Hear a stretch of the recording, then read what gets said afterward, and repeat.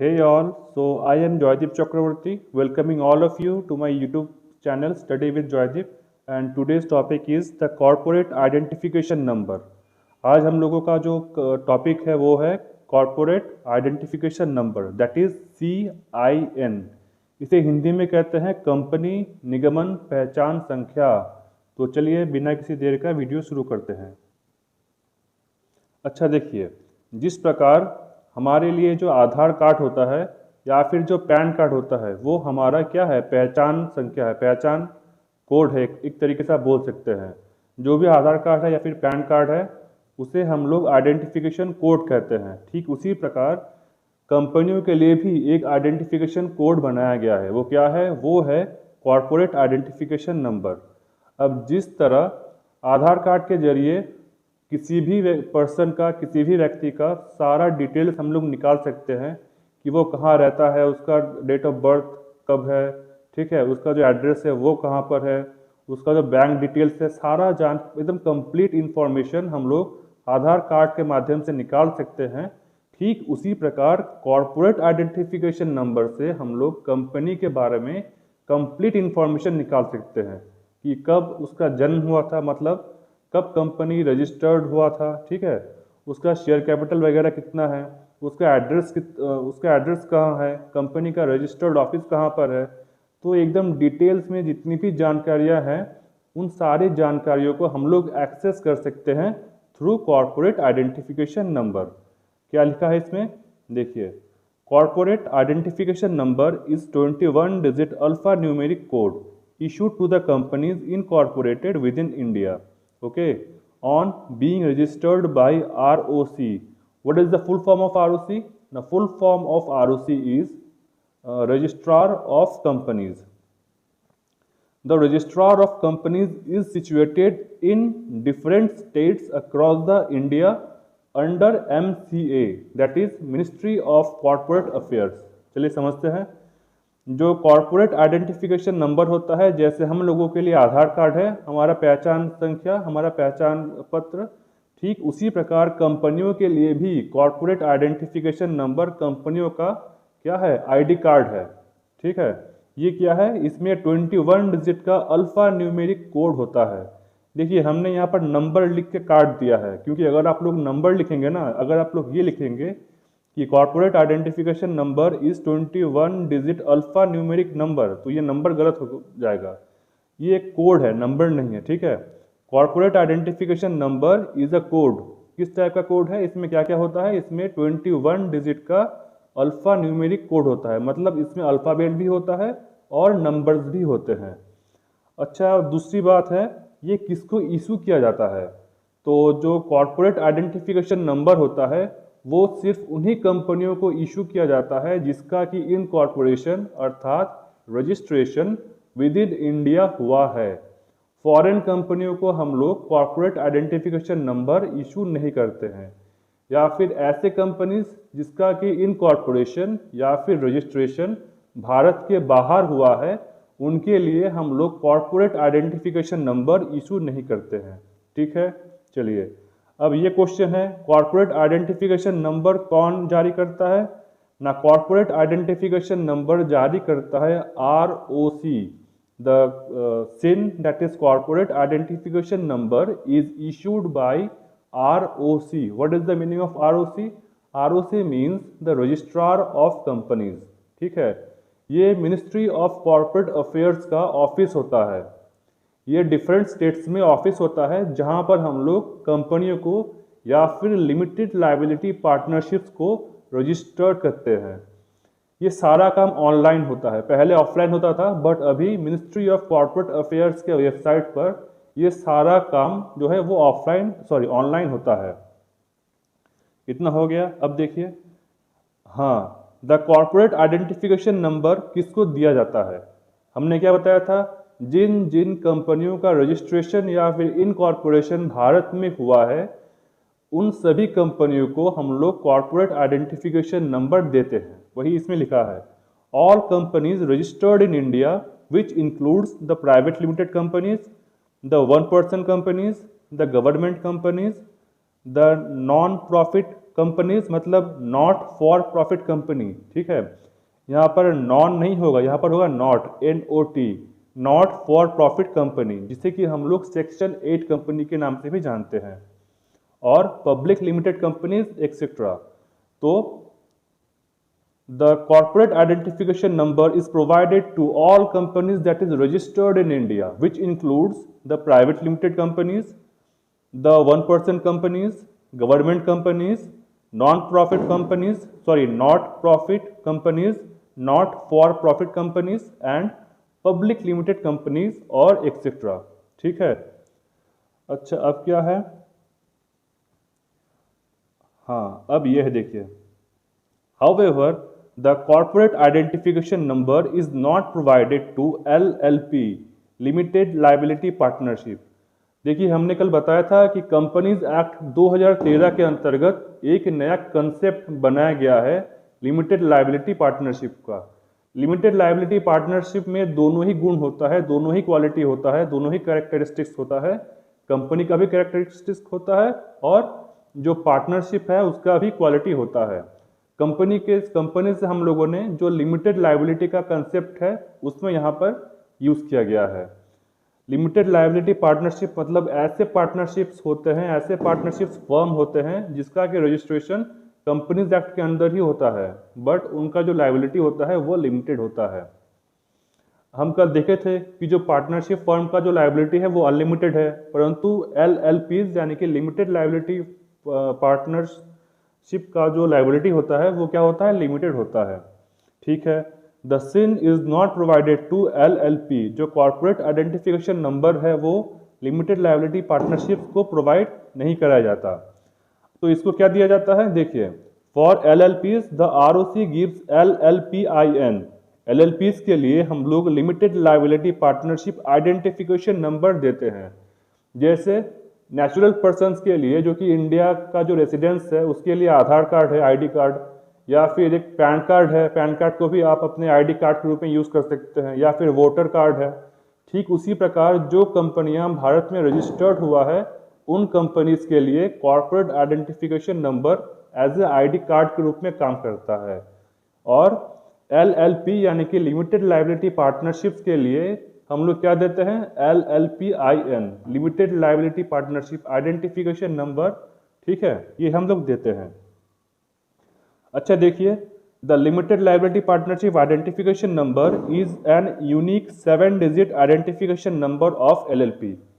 ये हो गया। जो सिन था, जो कॉर्पोरेट आइडेंटिफिकेशन नंबर था वो 20 कितने डिजिट का था?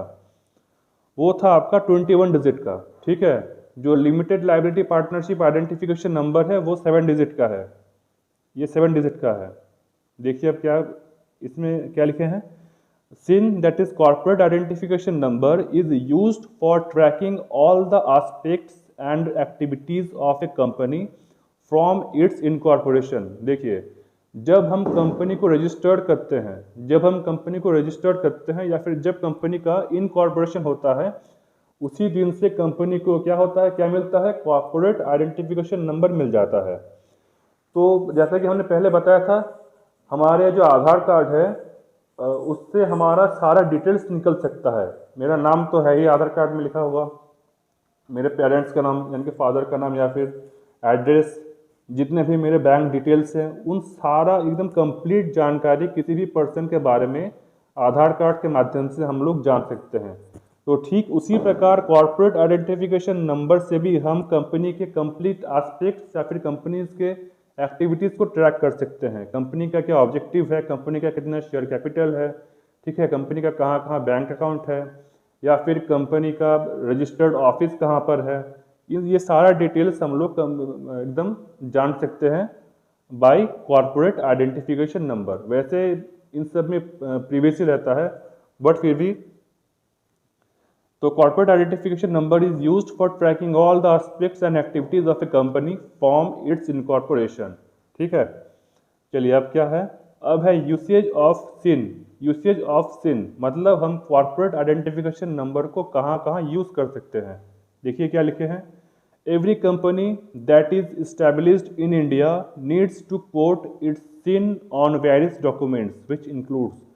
आपको कॉर्पोरेट आइडेंटिफिकेशन नंबर मिल गया मतलब कंपनी को, तो जब मिल गया तो उसे ऐसे कंपनी अपने रजिस्टर्ड ऑफिस में सजा कर तो नहीं रख सकता, उसका यूज़ करना पड़ेगा। कहाँ कहाँ उसे यूज़ करना है, देखिए, on invoice, bills, receipts of company, उसके बाद on notice, on memos, on letter heads of company, annual reports of company, audit reports of company, any other official publications of company. Company जो भी trade करेगा, जो भी business करेगा, अगर उसमें कोई बिल उसने इशू किया या फिर उसने कोई इनवॉइस इशू किया, रेज किया, या फिर उसने किसी को रिसिप्ट दिया, ठीक है, इन सभी पर कंपनी को अपना कॉर्पोरेट आइडेंटिफिकेशन नंबर मार्क करना होगा। ये कंपलसरी है, ये मैंडेटरी है। कंपनी के पास अपना लेटर हेड है, कंपनी उस पर भी, यानी कि कंपनी लेटर हेड पर भी क्या करेगा, कॉर्पोरेट आइडेंटिफिकेशन नंबर को मार्क करेगा, लिखेगा कि हाँ ये मेरा कॉर्पोरेट आइडेंटिफिकेशन नंबर है। अब देखिए इसके पीछे लॉजिक क्या है, लिखने के पीछे लॉजिक यही है कि जो भी पर्सन कंपनी पर इन्वेस्ट करे उसको कंपनी के बारे में कंप्लीट इंफॉर्मेशन मिल जाए कि कंपनी का रजिस्टर्ड ऑफिस कहाँ पर है, कंपनी के कितने डायरेक्टर्स हैं, कंपनी के कितने शेयर होल्डर्स हैं, कंपनी के बैलेंस शीट वगैरह एकदम कंप्लीट जानकारी मिल जाए। कॉर्पोरेट आइडेंटिफिकेशन नंबर को आप टाइप करेंगे तो कंपनी का पूरा डिटेल्स निकल जाएगा। वैसे ये सारा काम है ये तो गवर्नमेंट ही करते हैं। जैसे हम किसी दूसरे के आधार कार्ड को यूज़ नहीं कर सकते उसके बारे में जानकारी प्राप्त करने के लिए, ये तो फिर राइट टू प्रिवेसी का केस हो गया, ठीक है। तो ये है, मतलब कंपनी जो है, कंपनी को इन डॉक्यूमेंट्स पर अपना सिन को लिखना पड़ेगा। किन डॉक्यूमेंट्स पर हमने बताया, invoice, bills, receipts, notice, letter heads, annual reports, audits, any other company publication, ठीक है। देखिए कंपनी को फुल डिस्क्लोजर करना होता है, मतलब कंपनी के पास कितना शेयर कैपिटल है, कंपनी के कौन कौन डायरेक्टर्स हैं, कंपनी के कौन कौन मेंबर्स हैं, कंपनी का एजीएम यानी कि एनुअल जनरल मीटिंग कहाँ कहाँ हुआ था, कब कब होगा, उसमें क्या क्या डिसीजन लिए गए थे, कंपनी ने कहाँ कहाँ से बोरोइंग किया है मतलब उधार लिया है, कंपनी ने किसको किसको बोरो दिया है यानी कि लेंड किया है, कंपनी ने कौन कौन से फॉर्म को फाइल किया है, मतलब कंप्लीट जो जानकारी है वो कंपनी को डिस्क्लोज करना होता है। तो ये डिस्क्लोजर के केस में भी ये इसका यूज़ हो गया कि अगर हम लोग सिन मेंशन करते हैं कंपनी के लेटर हेड से या फिर नोटिस या फिर जो मेमोज होता है उस पर, तो ये माना जाता है कि हाँ कंपनी डिस्क्लोज कर रही है कि मेरा जो भी जानकारी है, जो भी इंफॉर्मेशन है, वो आप सिन के माध्यम से यानी कि सिन के जरिए प्राप्त कर सकते हैं। वैसे कंपनी अपने एनुअल जनरल मीटिंग जो है वो पब्लिश करती है अपने वेबसाइट पर। कंपनी अपने बैलेंस शीट, अपने ट्रायल बैलेंस और अपने प्रॉफिट एंड लॉस अकाउंट को अपने जो वेबसाइट होता है, जो ऑफिशियल वेबसाइट है कंपनियों का, उसमें पब्लिश करता है, ठीक है। उसके बाद जो भी फॉर्म फाइल करता है उसमें भी बैंक डिटेल्स वगैरह कंपनियों को देना पड़ता है। उसके बाद ये फॉर्म आपका एमसीए में फाइल होता है, मिनिस्ट्री ऑफ कॉर्पोरेट अफेयर्स में जाकर फाइल होता है। तो ये कंप्लीट डिस्क्लोजर है, कंप्लीट डिस्क्लोजर के तहत ही जो सिन का कंसेप्ट है उसे लाया गया है।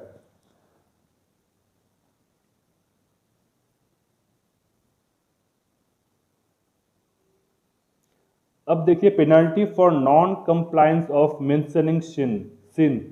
अगर मान लीजिए कंपनी ने अपने लेटर हेड्स पर या फिर कंपनी ने अपने मेमोज पर या फिर कंपनी ने अगर कोई रिसिप्ट इशू किया है, कोई बिल रेज किया है या फिर कोई भी अदर पब्लिकेशन किया है जिस पर कि कंपनी का सिन मेंशन नहीं है, तो क्या होगा, तो उसे फाइन देना पड़ेगा। कितना फाइन देना पड़ेगा, जो मैक्सिमम लिमिट है वो है 1 लाख, 1 लाख रुपया तक मैक्सिमम लिमिट है। और इसमें आपका 1000 रुपीज़ पर डे के हिसाब से फाइन लगेगा, ठीक है। In case of the above mentioned requirements are not made. हमने पहले देखा था कि कहाँ कहाँ कंपनियों को मेंशन करना पड़ता है अपने सिन को। अगर कंपनियों ने वहाँ पर अपने सिन मेंशन नहीं किया था तो कंपनी को 1000 रुपये पर डे के हिसाब से फाइन लगेगा, जब तक कि कंपनी डिफॉल्ट करेगी, जब तक कि कंपनी अपने डॉक्यूमेंट्स पर सिन मेंशन नहीं करता। जितने दिन मेंशन नहीं करेगा उतने दिन फाइन लगेगा। बट इसका मैक्सिमम लिमिट है इसका कितना, 1 लाख। अच्छा, कंपनी पर तो फाइन लगेगा ही लगेगा, प्लस जो भी कंपनी का ऑफिसर इन डिफॉल्ट है, मतलब जिसके लापरवाही की वजह से सीन को मेंशन नहीं किया जा सका है, वो भी, उस पर भी पेनल्टी लगेगा। वही सेम रेट है, 1000 रुपया पर डे, और जो मैक्सिमम अमाउंट ऑफ पेनल्टी है वो है 1 लाख रुपया। अब देखिए ये हिंदी में लिखा हुआ है, corporate identification number that is CIN, company निगमन की पहचान संख्या, ठीक है। इसका जो सेक्शन है वो है धारा 12 सेक्शन 12। क्या लिखा है इसमें, देखिए जो हमने बताया था वही सेम चीज़ इसमें लिखा गया है, जिसको आप लोग पढ़ लीजिएगा, इसका स्क्रीनशॉट ले लीजिए।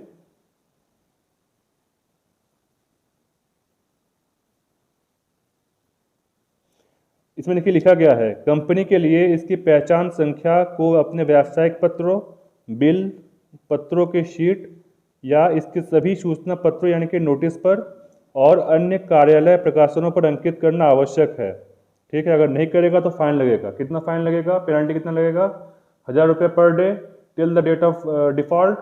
और इसका मैक्सिमम लिमिट क्या है, इसका मैक्सिमम लिमिट है आपका 1 लाख रुपया।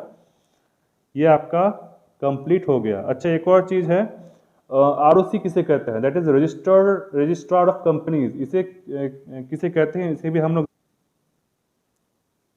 देखिए, registrar of companies that is ROC appointed under section 609 of companies act, ठीक है।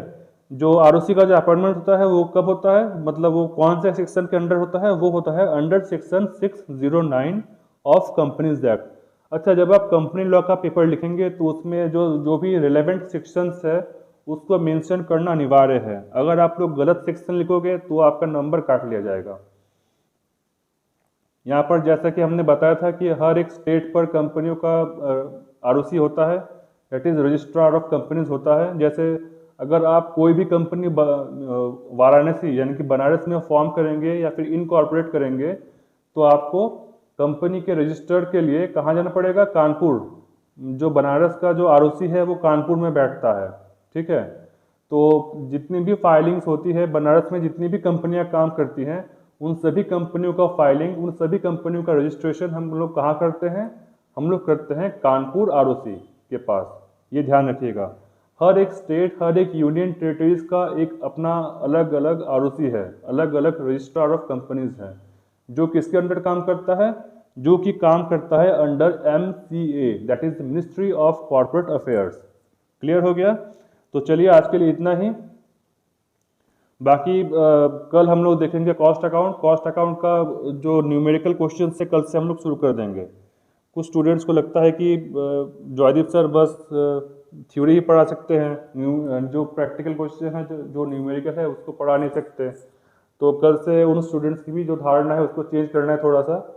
तो चलिए आज के लिए इतना ही। कल से हम लोग करेंगे कॉस्ट अकाउंटिंग का न्यूमेरिकल्स।